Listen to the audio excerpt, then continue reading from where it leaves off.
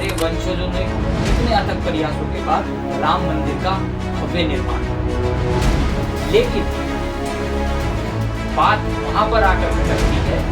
जब इतनी बड़ी राम मंदिर का निर्माण होना, एक इतने बड़े सपने का साकार होना, और उसके लिए एक ट्रस्ट का निर्माण किया गया और उसी ट्रस्ट के पदाधिकारियों ने, वहां के अध्यक्ष चंपत राय ने, राम मंदिर के अंदर जो श्रद्धालुओं द्वारा उनके खून पसीने की कमाई को एकत्र करके उन्हें बचा बचा कर जो। जय हिंद, जय भारत। साथियों, जैसा कि आप सब जानते हैं कि भारत में रहने वाले प्रत्येक व्यक्ति के हृदय में और उसकी आत्मा में प्रभु श्री राम का वास है। और खास तौर पर मैं बात करूं अपने देश में रहने वाले हर एक हिंदुओं की, तो उनकी आस्था भगवान श्री राम से पीढ़ियों से जुड़ी आई हुई। 500 साल से ज्यादा का इतिहास राम मंदिर के बनने में और निर्माण कार्य में रहा है। 1523 ईस्वी में राम मंदिर को लेकर पहला विवाद सामने आया और 1823 में जाकर पहला मुकदमा राम मंदिर को लेकर किया गया और 1823 से लेकर वर्ष 2019 में इसका फैसला आया। लगभग 200-250 साल के बीच का तो मुकदमाबाजी का इतिहास राम मंदिर का रहा और ना जाने हमारे और आपके हमारे वंशजों ने कितने अथक प्रयासों के बाद राम मंदिर का भव्य निर्माण,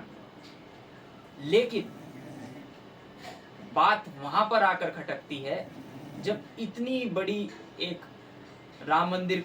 का निर्माण होना, एक इतने बड़े सपने का साकार होना,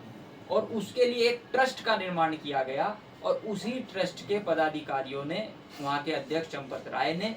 राम मंदिर के अंदर जो श्रद्धालुओं द्वारा उनके खून पसीने की कमाई को एकत्र कर में से बचा बचा कर जो अपनी श्रद्धा के रूप में उन्होंने राम मंदिर में अपने रामलला के खजाने में अपनी आस्था दी, अपनी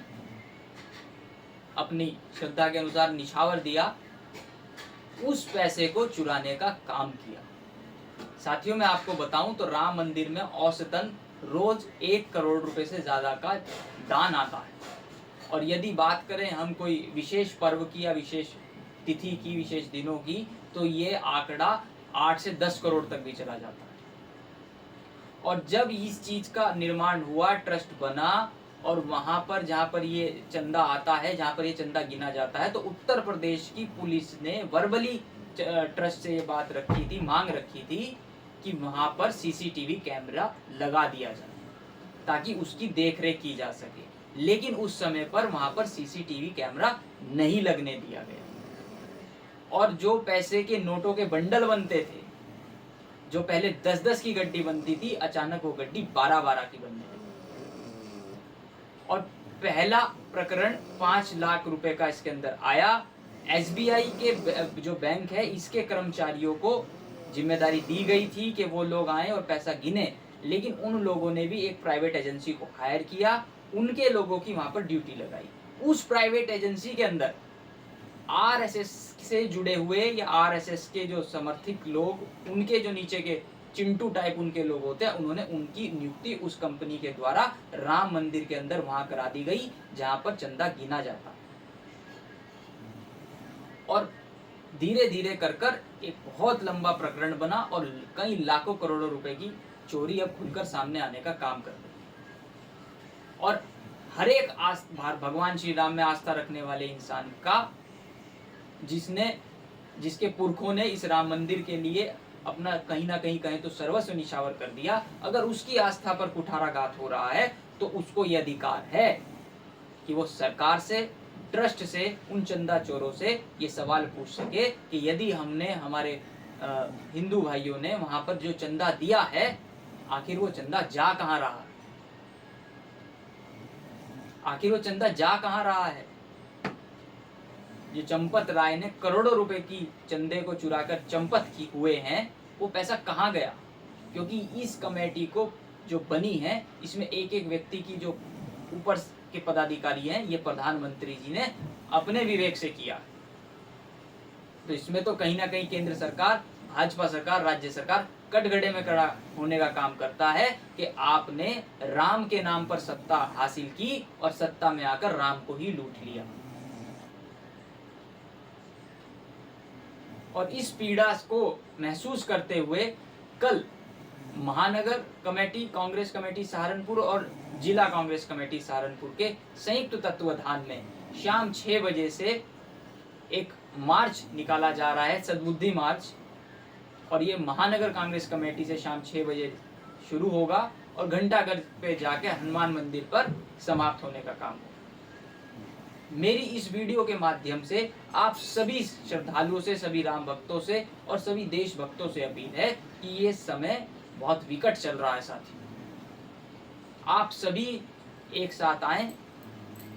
और इस विरोध प्रदर्शन में अपनी सहभागिता सुनिश्चित करें, क्योंकि ये कोई पॉलिटिकल मूवमेंट नहीं है, ये हमारी आस्था का विषय है। और यदि हमने अपने राम मंदिर के अंदर जो चंदा चोरी हो रही है, अगर हम उसी चीज को लेकर सवाल नहीं उठा सकते साथियों, तो सवाल हमें खुद से उठाना चाहिए, खुद से पूछना चाहिए उन लोगों को जिन्होंने भाजपा को सत्ता में बिठाया, कि कैसे लोगों को उठाकर आज सत्ता में बिठा दिया, जिन्होंने राम के नाम पर सत्ता तो अर्जित की और राम को ही लूट लिया। तो साथियों, मेरी आप सबसे अपील है,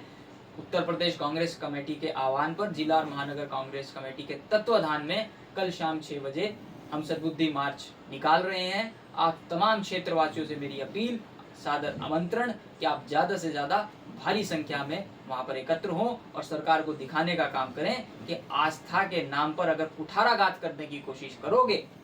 तो आपको सत्ता से उखाड़ फेंकने का काम यही उत्तर प्रदेश की और यही राम भक्तों की जनता करने का काम करेगी। बहुत बहुत धन्यवाद साथियों। जय हिंद, जय भारत।